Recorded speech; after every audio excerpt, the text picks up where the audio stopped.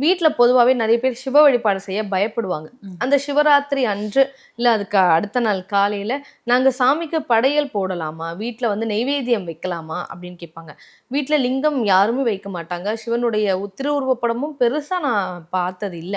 அப்படி இருக்கிறவங்க எப்படி நெய்வேத்தியம் வைக்கிறது கடவுளுக்கு?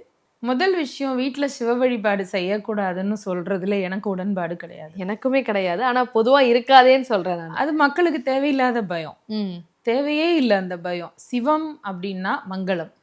சிவம் அப்படின்னா செழுமை. சிவம் அப்படின்னா செம்மை. என்னுடைய குரு இப்ப நீங்க சொல்லும்பொழுது தான் தோணுது. என்னுடைய குரு அடிக்கடி ஒரு விஷயம் சொல்லுவாரு. விஷ்ணு குடுப்பாருன்னு எல்லாரும் விஷ்ணு கிட்ட ஓடுறோம். ஆனா விஷ்ணு அளந்து பார்த்து குடுப்பாரு. ஆனா சிவபெருமான் அப்படி கிடையாது. என்ன ஏதுன்னு தெரியாம கண்மூடித்தனமா குடுத்துட்டு, கடைசியில பிரச்சனையில அவரே மாட்டிப்பாரு. அந்த மாதிரியான ஒரு பகவான் தான் வந்து சிவன் அப்படின்னுவாங்க. இப்ப நீங்க சொல்லும்போது எனக்கு அதுதான் ஞாபகம் வருது. தாராளமா வீட்ல சிவ வழிபாடு செய்யலாம். சிவபெருமானுடைய திருவுருவப் படத்த வச்சுக்கலாம். இப்போ எங்க வீட்ல நாங்க வச்சிருக்கிறோம். ஒரு பிரச்சனையும் இல்ல. இன்னும் சொல்லப்போனா அவர்தான் காப்பாற்றுகிறார். அதில எனக்கு 1000% நம்பிக்கை உண்டு. சிவபூஜை செய்யறதுங்கிறது ரொம்ப ரொம்ப ரொம்ப நல்ல விஷயம்.